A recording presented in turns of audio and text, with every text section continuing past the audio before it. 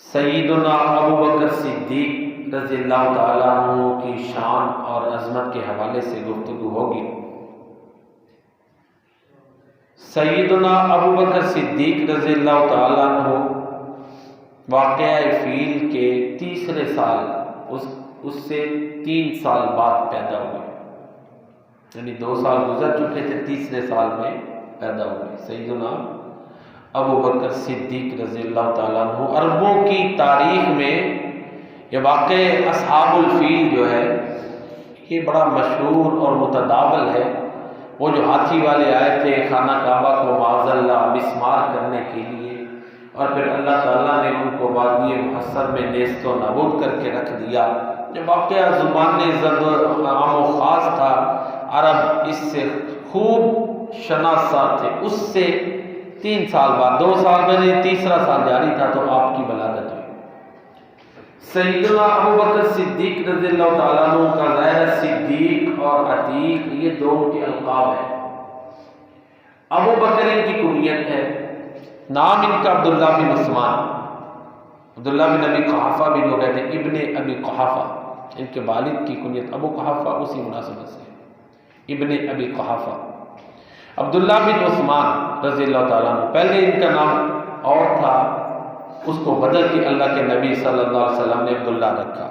بکر کہتے ہیں اونٹوں کو، جوان اونٹوں کو، تو چونکہ ان کا کاروبار کرتے تھے اسی مناسبت سے ان کی ایک کنیت جو ہے نا مشہور ہو گئی، ابو بکر۔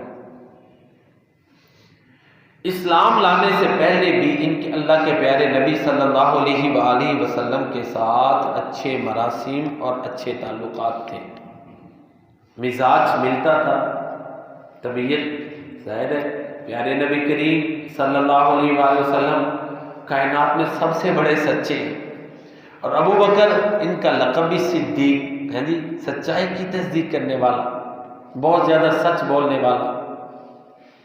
تو اس لیے ان کا مزاج، ان کی طبیعتیں وہ ملتی تھی۔ پھر شعبہ بھی ایک تھا، تاجر تھے، تجارت اور کاروبار کرتے تھے۔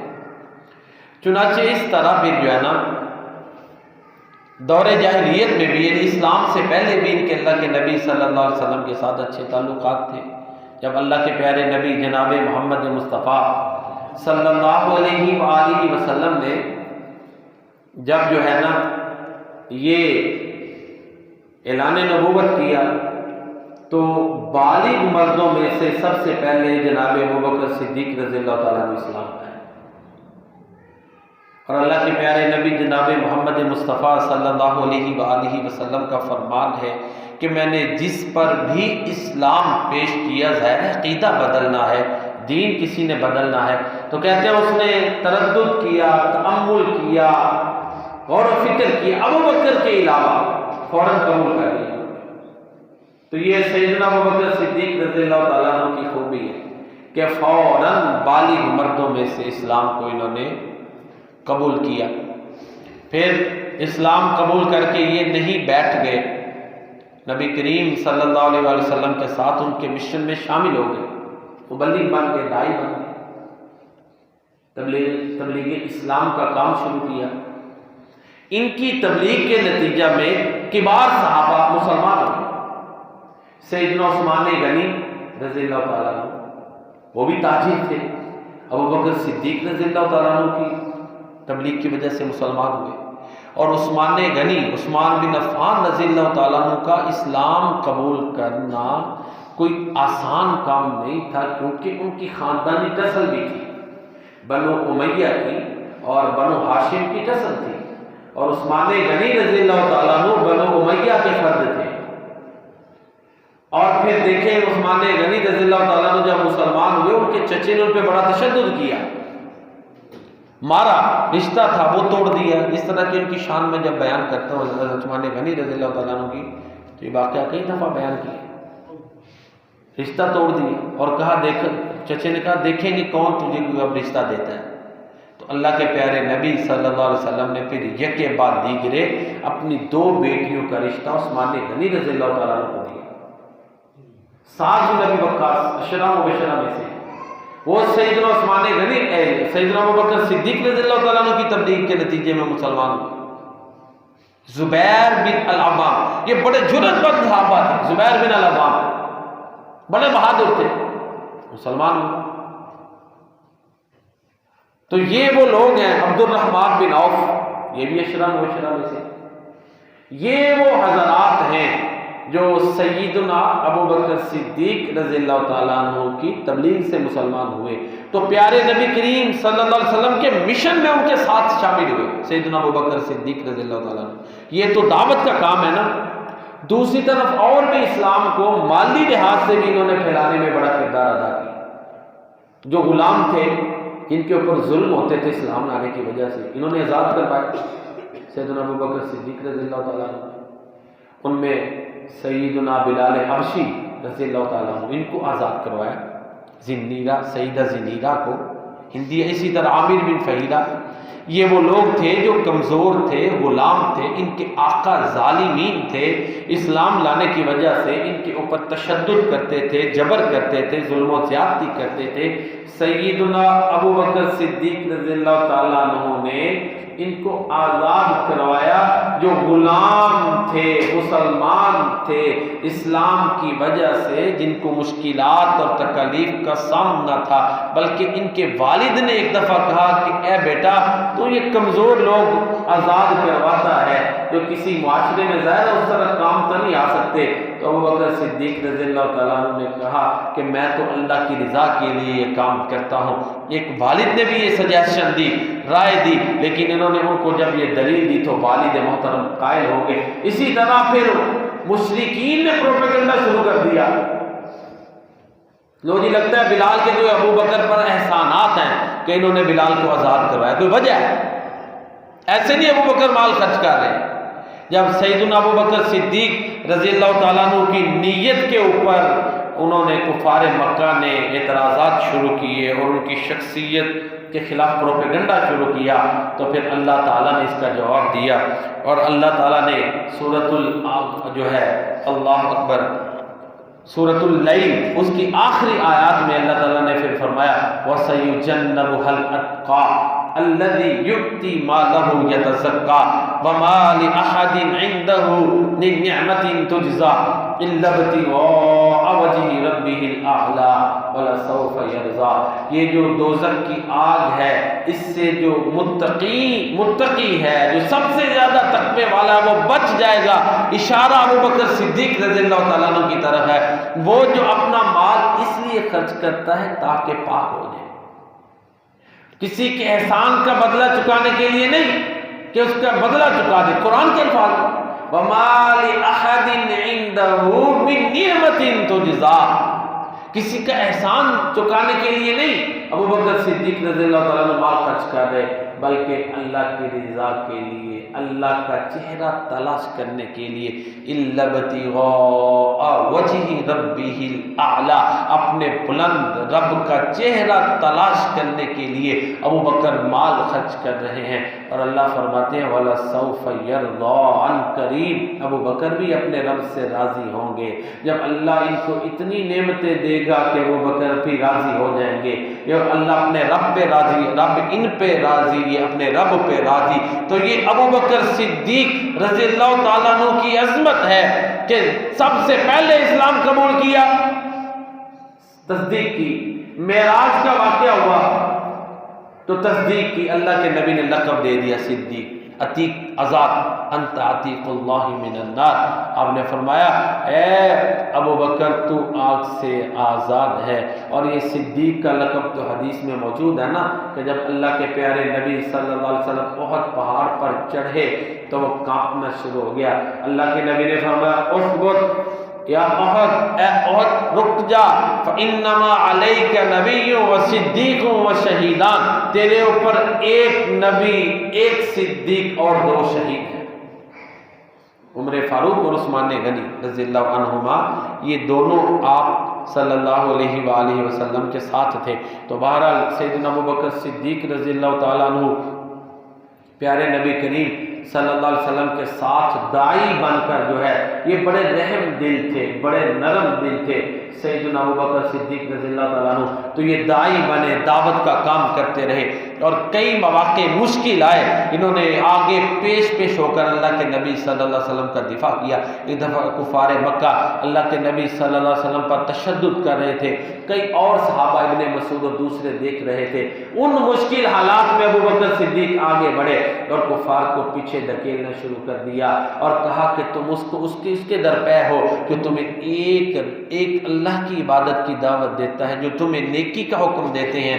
اس طرح ابوبکر صدیق رضی اللہ تعالیٰ عنہ اگرچہ ان کی بہادری اس طرح مشہور نہیں، لیکن یہ بات ذہن میں رکھیں، بہادر آدمی اپنی بات کھول کے بیان کرتا ہے۔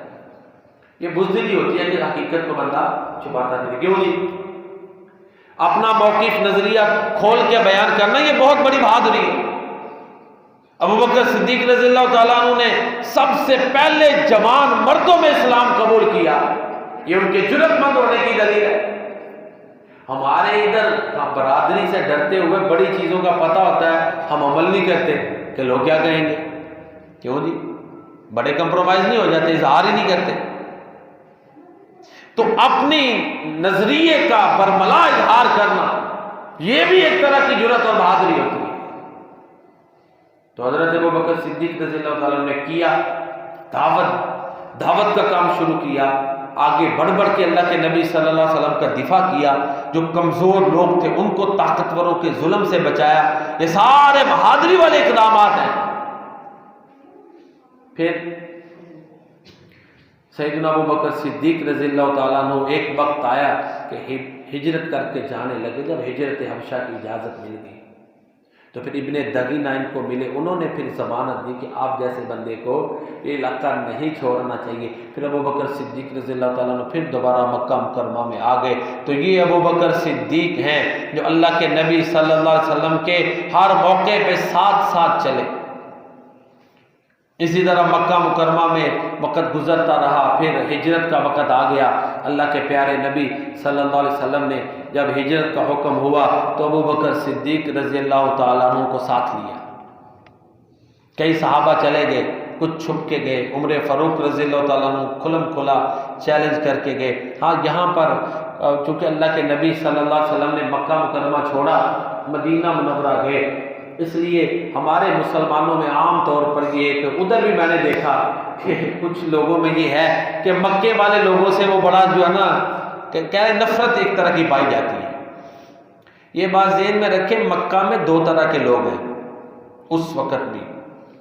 ایک تو وہ تھے جو ظالم تھے، جابر تھے، ٹھیک ہے نا، قریشی تھے، مکی تھے، ظالم جابر، جیسے ابو جہل اور یہ لوگ، جن کے ظلم و تشدد کی وجہ سے مسلمان مکہ مکرمہ چھوڑنے پر مجبور ہوئے، ٹھیک ہے نا جی، وہ تو ملعون ہے، ملعون ترین ہے۔ پھر وہ جنگ بدر میں ان میں سے زیادہ مارے گئے، 70 جو مارے گئے تھے نا وہ زیادہ یہی تھے۔ یہ جو مکہ کے لوگ ہیں یہ تو ظاہر ہے سب سے زیادہ نفرت کرنے کے قابل ہیں۔ دوسرے مکہ کے لوگ، حضرت ابوبکر صدیق بھی مکہ کے ہیں، مکی ہیں، کیوں جی؟ پیدائش ان کی کہاں ہوئی؟ یہ دیکھو نا، علامہ اقبال ہے، پیدا سیالکوٹ ہوئے ہیں، دفن کدھر ہیں جی؟ لاہور میں۔ تو ہم سیالکوٹ والے کیا کہتے ہیں جی؟ وہ سیالکوٹ کے ہیں جی، جانے دیتے ہیں یہ اعزاز؟ جگہ جگہ نہیں کہتے، شہر اقبال سیالکوٹ کو ہم کہتے ہیں۔ تو مکہ کے دوسرے لوگ وہ وفا میں بھی سب سے زیادہ مکی تھے، یہ بھی ذہن میں رکھیں۔ مدنی لوگوں نے بھی وفا کی، مکیوں نے پھر ایک طرح کے مکہ کے لوگ وہ ہیں جنہوں نے اللہ کے نبی کو مجبور کیا کہ آپ مکہ مکرمہ چھوڑنے پر مجبور ہو گئے، اور آپ وہاں سے روتے ہوئے نکلے، بیت اللہ کو دیکھا اور آنکھوں سے آنسو جاری تھے کہ یہ مجھے رہنے نہیں دیتے، میرا دل نہیں کرتا تجھے چھوڑ کے جاؤں۔ لیکن پھر جو ساتھ چلے مکی، انہوں نے بھی وفاؤں میں کمال کر دیا۔ ابو بکر بھی مکی تھے، عمر فاروق بھی مکی تھے، عثمان غنی بھی مکہ کے یہاں پیدا ہوئے نا، علی حیدر کرار بھی، اور آگے دین کی اشاعت جتنے خلفاء ہوئے وہ قریشی اور مکی ہوئے۔ لہذا ہم یہ تو ظاہر غصہ تو ہر ایک کو آتا ہے کہ ہمارے نبی کو انہوں نے مکہ سے نکالا، لیکن جو ساتھ نکلے ان کی بھی وفا بھی یاد رکھیں، وہ بھی مکی ہیں۔ تو دو طرح کے مکہ مکرمہ کے لوگ ہیں، ہم فوراً یہ ان کو سامنے رکھتے ہوئے سب کو رگڑا نہ لگا دیں۔ ایک محفل پہ ایسے ہوا، پھر مجھے تکلیف بھی، میں نے یہ دلائل دیے نا، ادھر بھی میں نے یہی موقع سامنے رکھا۔ کچھ دوست تھے وہ مکہ والوں کے خلاف بولتے جا رہے تھے، میں نے کہا ٹھیک ہے، آپ سب کو ایک جیسا نہ لو، دو حصوں میں تقسیم کرو۔ ایک وہ جنہوں نے اللہ کے پیارے نبی صلی اللہ علیہ وسلم کو اس دور میں مکہ مکرمہ سے نکلنے پر مجبور کیا، اور دوسرے وہ جنہوں نے ہجرت کی، گھر بار سب کچھ چھوڑا میرے نبی کے لیے۔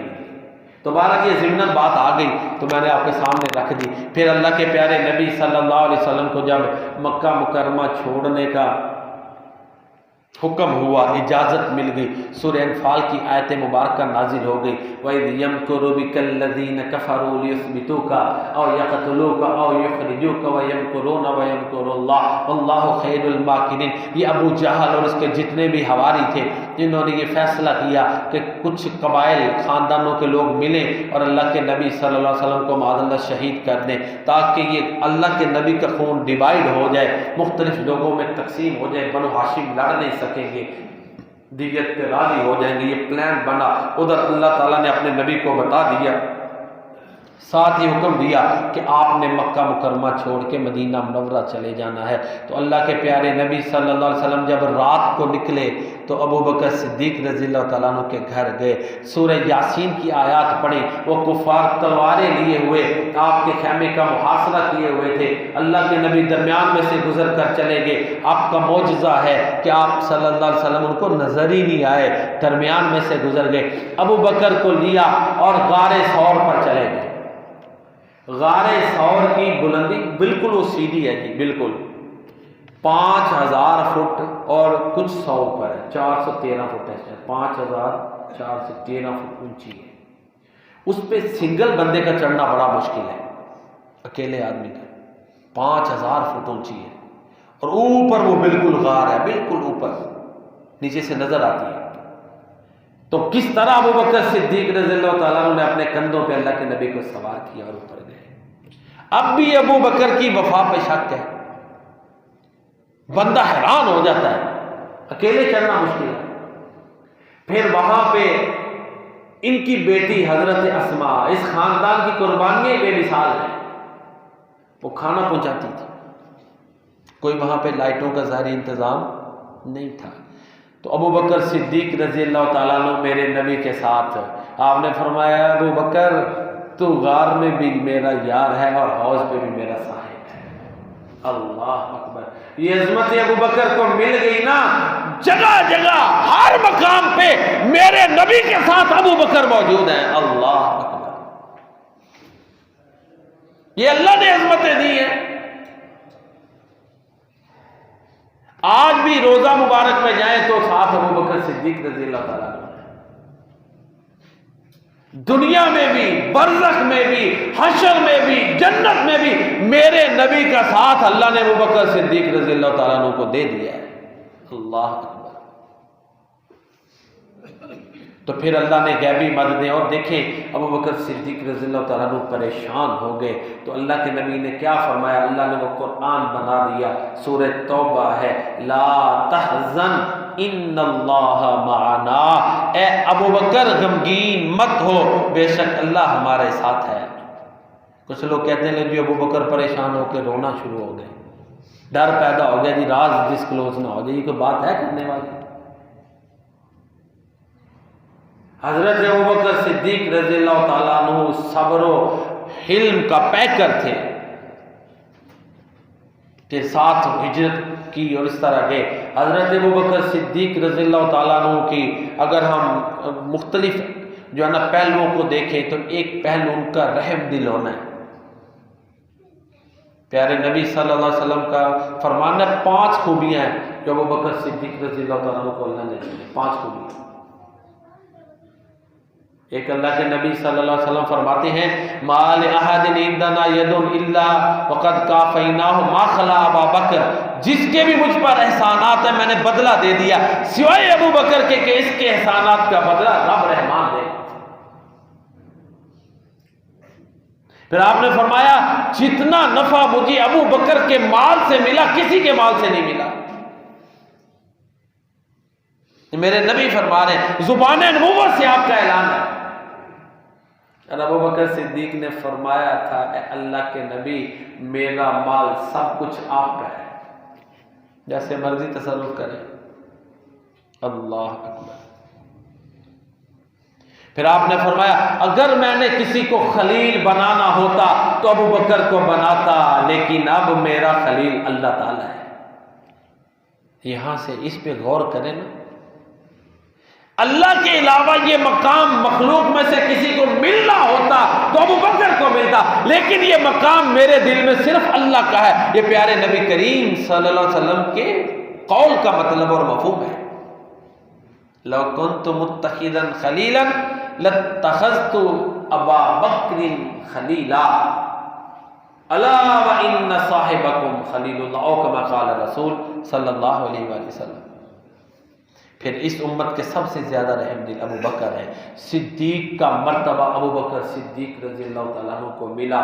نصیبے کی باتیں میں اکثر عرض کرتا ہوں، باپ صدیق، بیٹی صدیقہ، صدیقہ ایک کائنات ہے۔ باپ پہ مشکل آتی ہے، اللہ گواہی دیتا ہے، بیٹی پہ مشکل آتی ہے، اللہ گواہ بن جاتا ہے۔ اللہ اکبر۔ یہ عظمتیں ہیں جو اللہ نے ابو بکر صدیق رضی اللہ تعالیٰ عنہ کو عطا کی۔ اللہ کے پیارے نبی صلی اللہ علیہ وسلم نے فرمایا، میری امت میں سب سے زیادہ رحم دل ابو بکر صدیق ہیں۔ دین کے معاملے میں سب سے زیادہ سخت حضرت عمر فاروق ہیں۔ دین کے معاملے میں، ذاتی معاملے میں نہیں، دین کے معاملے میں۔ ذاتی ان کی جو واقعات ہیں، جب حضرت ابو بکر، حضرت عمر فاروق رضی اللہ تعالیٰ عنہ خلیفہ ثانی بنے تو لوگوں نے احتساب کے لیے ان سے سوالات کیے، انہوں نے جوابات دیے، کسی کو انتقام کا نشانہ بھی نہیں بنایا۔ اور ایک انہوں نے کرتا سلوایا تھا نا ابو بکر عمر فاروق رضی اللہ تعالیٰ عنہ نے، وہ 2 چادروں کا بنتا تھا، لوگوں کو ایک ایک چادر دی۔ تو ایک بندے نے کہا جی یہ تو ایک چادر کا کرتا بنتا ہی نہیں، تو آپ نے تو ہمیں ایک ایک چادر دیا۔ تو انہوں نے کہا ایک میرے بیٹے کی چادر ساتھ شامل ہوئی ہے۔ جواب دیا۔ فرمایا دین کے معاملے میں سب سے زیادہ سخت عمر فاروق رضی اللہ تعالیٰ عنہ ہیں۔ اس امت میں سب سے زیادہ حیادار عثمان غنی رضی اللہ تعالیٰ عنہ ہیں۔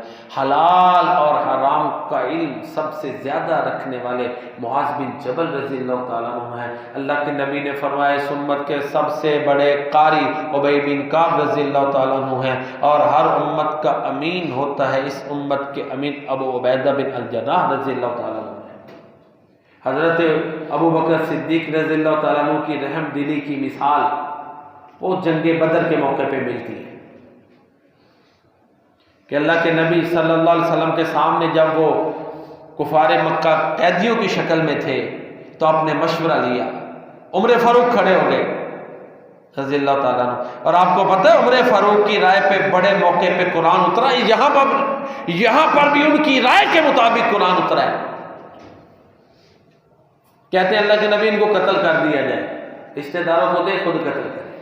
میرے پیارے نبی نے چہرہ نبوت بھیج دیا۔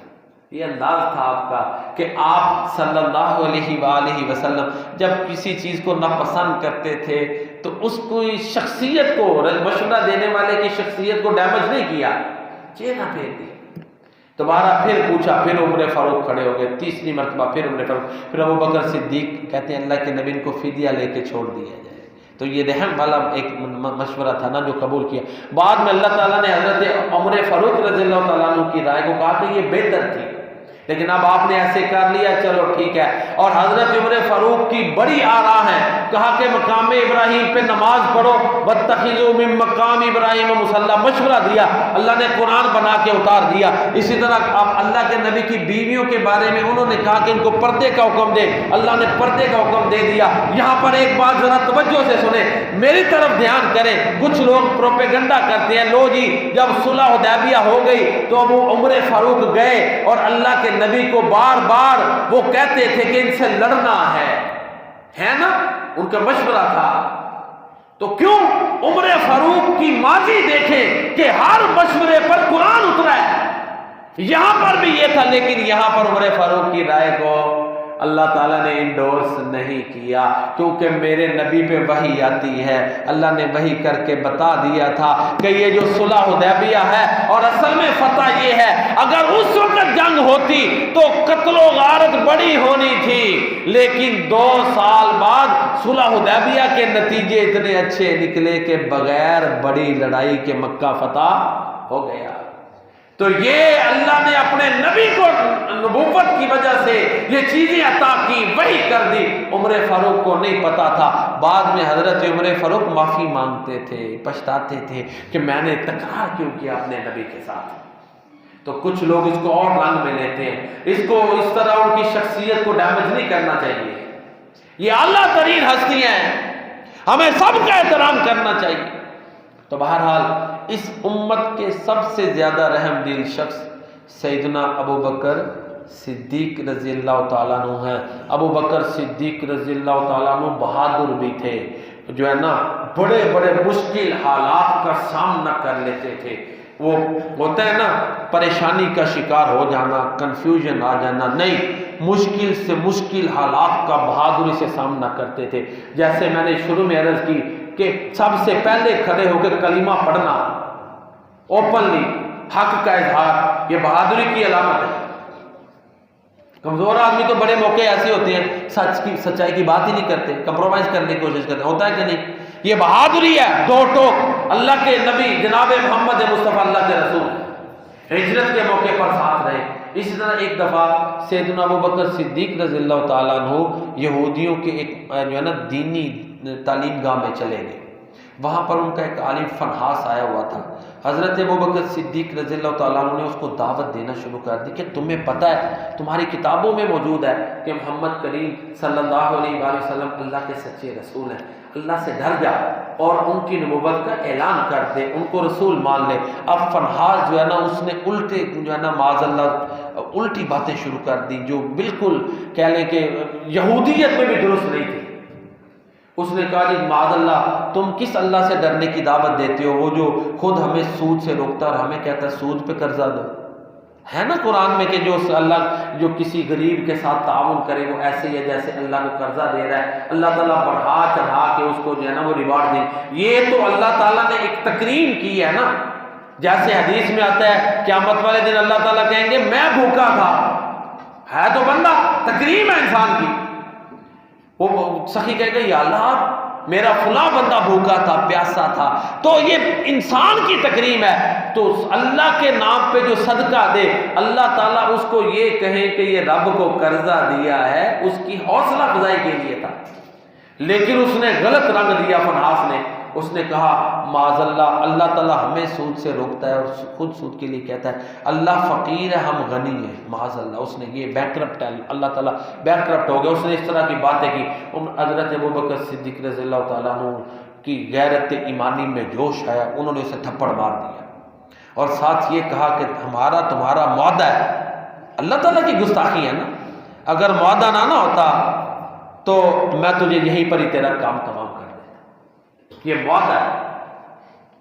اس کے بعد آگے اب فنحاس نے کیا کیا، پھر اس نے چلاکی کی، حضرت ابو بکر صدیق رضی اللہ تعالیٰ عنہ کے خلاف اللہ کے نبی صلی اللہ علیہ وسلم کے پاس اس نے آ کے جو ہے نا وہ رپٹ جھوٹی موٹی بنا کے جنہوں نے میرے پر تشدد کیا ہے، اور اپنی جو بات اس نے کی تھی ماننے کے لیے تیار نہیں تھا، کس وجہ سے تھپڑ بنایا، وہاں پر اسی کے اپنے حوالے تھے۔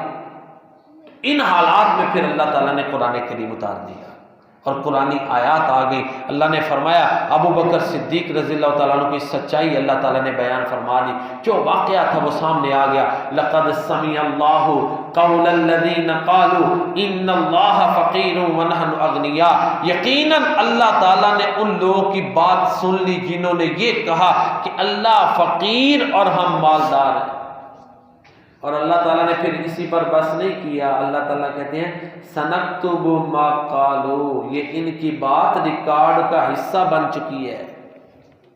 یہ بہت بڑی وارننگ ہے۔ وَقَتْلَهُمُ الْأَنْبِيَاءَ بِغَيْرِ حَقٍّ، ہسٹری سنا دی کہ یہ ہے ہی ایسے، یہ تو اللہ کی کیا، یہ تو نبیوں کو قتل کرتے رہے، یہ اللہ کی شان میں گستاخیاں کرنے والے ہیں، یہ نبیوں کے قاتل ہیں، ان کا کردار ہی مجرمانہ ہے۔ یہ اشارے ہیں نا۔ تو بہرحال سیدنا ابو بکر صدیق رضی اللہ تعالیٰ عنہ کی عظمت دیکھیں، اللہ نے قرآن جو ہے وہ آپ کی شہادت میں اتار دی، آپ کی عظمت میں۔ تو ابو بکر صدیق رضی اللہ تعالیٰ عنہ بڑے بہادر تھے، اور پھر ان کا دیکھیں اللہ اکبر تربیت کا عالم دیکھیں، جس طرح میں شروع میں عرض کر چکا، حضرت اسماء ابو بکر صدیق رضی اللہ تعالیٰ عنہ کی بیٹی، ذات النطاقین ان کا لقب ہے، غار ثور میں بڑی 5413 فٹ کی بلندی ہے، بڑی مشکل ہے، وہاں پہ کھانا پہنچاتی تھی۔ اور ابو بکر صدیق رضی اللہ تعالیٰ عنہ نے اپنی بیٹی سیدہ عائشہ، امی عائشہ صدیقہ رضی اللہ تعالیٰ عنہ کا نکاح پیارے نبی کریم صلی اللہ علیہ وسلم سے کیا۔ 50 سال سے آگے پیچھے آپ کی ایج تھی۔ ایک گھریلو تربیت ہے نا، بیٹیوں کی تربیت، پھر اپنی گھر والوں کی تربیت کا عالم یہ ہے ابو بکر صدیق رضی اللہ تعالیٰ عنہ کا کہ ہجرت کے موقع پر بھی سارا مال ساتھ لے گئے، اور جنگ تبوک کے موقع پر بھی ہیں۔ خاندان قربانیاں دینے والا نہیں ہے کیا؟ ہم عیالدار ہیں کیا؟ ہم بڑے فیصلے کرتے ہیں، بیوی بچے مداخلت نہیں ہوتی کیا؟ ایک لمٹ تک معاملے ہوتے ہیں۔ تو ابو بکر صدیق رضی اللہ تعالیٰ عنہ جنگ تبوک کے موقع پر مشہور واقعہ ہے، یہ ان کی سخاوت، بہادری، اپنے گھر والوں کی تربیت، ساری چیزوں کو واضح کرتا ہے۔ توکل ہے نا اللہ کی ذات پہ، یقین ہے، توکل ایمان کہ میرا اللہ میرے معاملات چلائے گا۔ میں اور آپ تو یہ سوچ ہوتی ہے کہ زیادہ سے زیادہ کچھ مال رکھیں مشکل حالات کے لیے، حالات ہوتا ہے کہ نہیں، سوچ آ رہی کہ یہ تو ریڑھ کی ہڈی ہوتے ہیں معاملات۔ تو اللہ کے جو اولیاء ہیں وہ توکل پہ چلتے ہیں، تو جو اللہ پہ توکل کرتا ہے اللہ پھر ان کو کسی کا محتاج نہیں کرتا۔ اللہ تعالیٰ مجھے اور آپ کو اپنی ذات پر توکل کرنے والوں میں شامل فرمائے، آمین، اور دوسروں سے بے نیاز فرمائے، آمین یا رب العالمین۔ حضرت عمر فاروق رضی اللہ تعالیٰ عنہ کہتے ہیں جنگ تبوک کے موقع پر میرے پاس مال زیادہ تھا، میں نے کہا اس دفعہ میں ابو بکر صدیق سے نیکی میں آگے بڑھ جاؤں گا، چنانچہ حضرت عمر فاروق رضی اللہ تعالیٰ عنہ اپنے گھر کا آدھا مال لے آئے۔ تو پھر ابو بکر صدیق رضی اللہ تعالیٰ عنہ جب آئے نا تو اللہ کے نبی صلی اللہ علیہ وسلم نے پوچھا کتنا مال؟ تو کہا اللہ اور اس کے رسول کو ابقیت لہم اللہ ورسولہ، اپنے گھر والوں کے لیے میں نے اللہ اور اس کے رسول کو چھوڑ دیا ہے۔ گھر کا سارا مال ابو بکر صدیق رضی اللہ تعالیٰ عنہ لائے اور پیارے نبی کریم صلی اللہ علیہ وسلم کی خدمت میں پیش کر دیا۔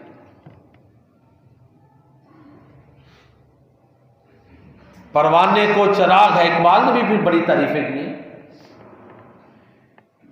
پروانے کو چراغ ہے تو بلبل کو پھول بس، صدیق کے لیے ہے خدا کا رسول بس۔ جب پیارے نبی کریم صلی اللہ علیہ وسلم اس دنیا سے تشریف لے گئے تو بیماری تو تھی، لیکن صحابہ کرام آپ صلی اللہ علیہ وسلم کی جدائی کو برداشت کرنے کے لیے تیار نہیں تھے۔ اللہ دیکھیں جو بھی لفظ بولے آپ کی شان کے مطابق ہے، آپ رحلت فرما گئے، وصال فرما گئے، اللہ تعالیٰ کے پاس تشریف لے گئے، فوت ہو گئے، آپ کو موت آ گئی، آپ کی شان کے مطابق مطلب ہے۔ پیارے نبی کریم صلی اللہ علیہ وسلم کا جسم پاک اپنی قبر مبارک میں محفوظ ہے، وہاں پر بھی آپ کا مقام سب سے اعلیٰ ہے۔ یہ لفظوں سے کچھ لوگ الجھاتے ہیں، بنیادی عقیدہ ہے کہ ہاں کچھ لوگوں کی یہ رائے ہے کہ موت نہیں آئی، ہماری یہ رائے ہے کہ موت کے مرحلے سے گزر کر آپ کی شان کے مطابق آپ کا جسم پاک محفوظ ہے اور برزخ میں سب سے اعلیٰ مقام ہے، بس اس میں تھوڑا سا اختلاف ہے۔ باقی کے حالات سب کا یہ عقیدہ ہے کہ نبیوں سے، شہیدوں سے، پوری کائنات میں ہمارے نبی اللہ کے بعد سب سے افضل ہیں، عالم ارواح میں بھی آپ سب سے افضل تھے، اس دنیا میں بھی، عالم برزخ میں بھی، حشر میں بھی، جنت میں بھی۔ یہ اتفاقی چیزیں ہیں جن میں سب اکٹھے ہمیں چاہیے ان کو عام کریں تاکہ نفرتیں کم ہوں۔ تو بہرحال پیارے نبی کریم صلی اللہ علیہ وسلم جب اس دنیا سے تشریف لے گئے، اللہ تعالیٰ کے پاس تشریف لے گئے، تو ابو بکر صدیق رضی اللہ تعالیٰ عنہ گھر تشریف لائے۔ پیارے نبی کریم صلی اللہ علیہ وسلم کا چہرہ مبارک دیکھا، بوسہ دیا، کنفرم ہو گیا جیسے مثال ہے کہ ایک بیمار گھر میں ہو، باہر مختلف افواہیں ہوں، پتہ نہ چل رہا ہو کہ حقیقت کیا ہے، کیونکہ جنگ احد کے موقع پہ پہلے افواہ پھیلی تھی کہ اللہ کے نبی شہید ہو گئے، تو بیماری آپ صلی اللہ علیہ وسلم کی شدید تھی، لیکن ابھی کوئی کنفرمیشن نہیں تھی کہ حالات کیا ہیں۔ تو ابو بکر صدیق رضی اللہ تعالیٰ عنہ پہلے وہ شخص ہیں، ان حالات میں بھی گھر آئے، پیارے نبی کریم صلی اللہ علیہ وسلم کو بوسہ دیا، کنفرم ہو گیا کہ آپ اللہ تعالیٰ کے پاس تشریف لے جا چکے، وفات پا چکے۔ ادھر سے باہر حالات یہ تھے کہ عمر فاروق رضی اللہ تعالیٰ عنہ نے تلوار نکالی ہوئی تھی کہ جس نے یہ کہا کہ اللہ کے نبی فوت ہو گئے ہیں تو میں تو اس کا سر قلم کر دوں۔ یہ حالات تھے کہ ابو بکر صدیق رضی اللہ تعالیٰ عنہ باہر تشریف لائے، خطبہ دیا، وہ بڑا مشہور خطبہ ہے کہ جو محمد صلی اللہ علیہ وسلم کی عبادت کرتا تھا جان لے کے فوت ہو چکے ہیں، اللہ تعالیٰ کو موت نہیں، یعنی وہ حی ہے۔ پھر یہ آیات پڑھی، انک میتن وانہم میتون، اے نبی آپ فوت ہونے والے ہیں، یہ بھی فوت ہوں گے۔ پھر وہ آیات جو سورہ آل عمران کی ہیں، وما محمد الا رسول قد خلت من قبلہ الرسل، صحابہ بیان کرتے ہیں، پھر حضرت عمر فاروق رضی اللہ تعالیٰ عنہ وہیں کے وہیں ڈھیر ہو گئے، ہر صحابی پریشانی کی حد کوئی نہیں تھی، یہی آیات زبان پہ جاری تھی، ایسے لگتا تھا کہ اب یہ آیتیں اتری ہیں۔ پھر صحابہ کرام کو جو ہے نا یقین ہوا، ان مشکل حالات میں یہ بولڈ سٹیپ حضرت ابو بکر صدیق رضی اللہ تعالیٰ عنہ نے لیا۔ عرض یہ کر رہا تھا کہ بڑی جرأت مند ان کی شخصیت تھی۔ پھر اس طرح وہ جو صحابہ کرام میں ایک کیفیت تھی، اب سب کو تسلیم ہو گیا، لیکن میرے پیارے نبی صلی اللہ علیہ وسلم کا معاملہ خاص ہے۔ پھر وہ آتے گئے حجرہ عائشہ میں اور صحابہ کرام درود و سلام پڑھتے رہے۔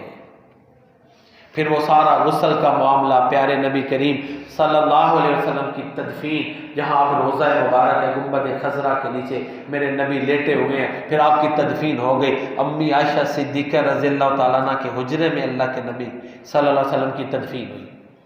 پھر اس کے بعد اگلا مرحلہ خلافت کے انتخاب کا، وقت بڑا تھوڑا ہے، اس سے پھر اس حضرت لشکر اسامہ، اللہ کے نبی نے ایک لشکر بھیجنے کا فیصلہ کیا تھا۔ جب اللہ کے نبی اس دنیا سے تشریف لے گئے، فوراً مشکلات آ گئی، کچھ لوگ مرتد ہو گئے، کچھ نے زکوٰۃ کا انکار کر دیا، کچھ لوگ جو ہیں انہوں نے جھوٹی نبوت کے دعوے شروع کر دیے، بڑے حالات کٹھن ہو گئے۔ پھر ابو بکر صدیق رضی اللہ تعالیٰ عنہ نے بولڈ سٹیپ لیا کہ جس لشکر کو میرے نبی نے بھیجنے کا فیصلہ کیا تھا، ابو بکر اس کو نہیں روکے گا، بڑے خدشات ہیں، تم کہتے ہو خدشات، اگر کوئی مدینہ منورہ میں بھی حملہ آور آ جائے اور ہمارے اوپر اٹیک بھی کر دے تو جو فیصلہ میرے نبی نے کیا تھا ابو بکر اس کو بدلے گے نہیں۔ اللہ اکبر، یہ ان کی بہادری ہے۔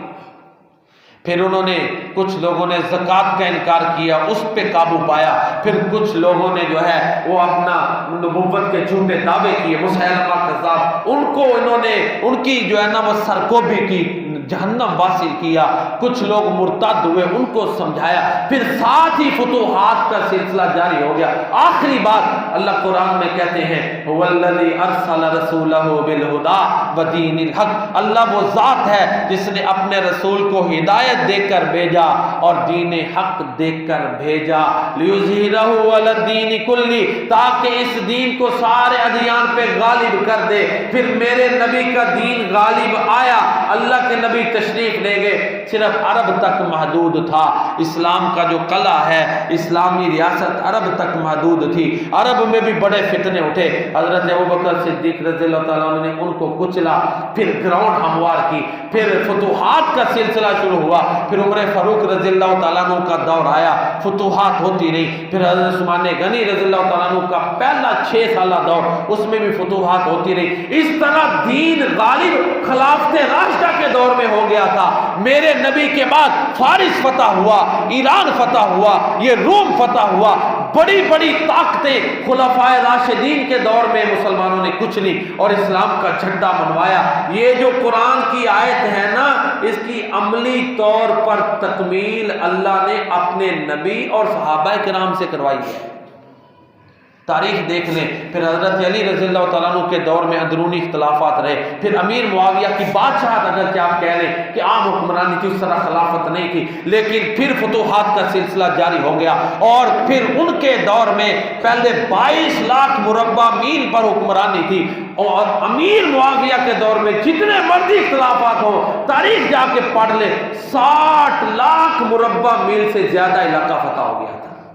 تو اس طرح دین غالب آیا، تو اللہ نے اپنے دین کو غالب کرنے کے لیے بھیجا، تو اس کے غلبے میں بنیادی کردار میرے پیارے نبی صلی اللہ علیہ وسلم نے اسلامی سلطنت قائم کر دی، اس کے بعد خلفائے راشدین نے اس میں حصہ ڈالا، تو ابو بکر صدیق رضی اللہ تعالیٰ عنہ ہی ہیں کہ جنہوں نے بعد والے خلفاء کے لیے ایک جو ہے نا مناسب حالات دیے، اندرونی کسی قسم کا فتنہ نہیں تھا، سارے حالات کو قابو کیا، اور دوبارہ ٹریک پہ جو ہے نا وہ مسلمانوں کی افواج چڑھی، تو اس طرح جو ہے وہ فتوحات کا سلسلہ جاری ہوا۔ ساری گفتگو کا خلاصہ یہ ہے کہ ہمارے لیے صحابہ کرام مشعل راہ ہیں۔ اگر ہم حقیقی معنوں میں اپنے نبی کا محب بننا چاہتے ہیں، مطیع بننا چاہتے ہیں، محبت کرنے والا بننا چاہتے ہیں، فرما بردار بننا چاہتے ہیں، تو ہمارے لیے جو ہمارے نبی نے فرمایا کہ میرے طریقے اور خلفائے راشدین کے طریقے کو پکڑ لو، یہی طریقہ درست ہے۔ اللہ تعالیٰ مجھے اور آپ کو صحابہ کرام کی طرح پیارے نبی کریم صلی اللہ علیہ وسلم کی پیروی کرنے کی توفیق عطا فرمائے۔ وما علینا الا البلاغ۔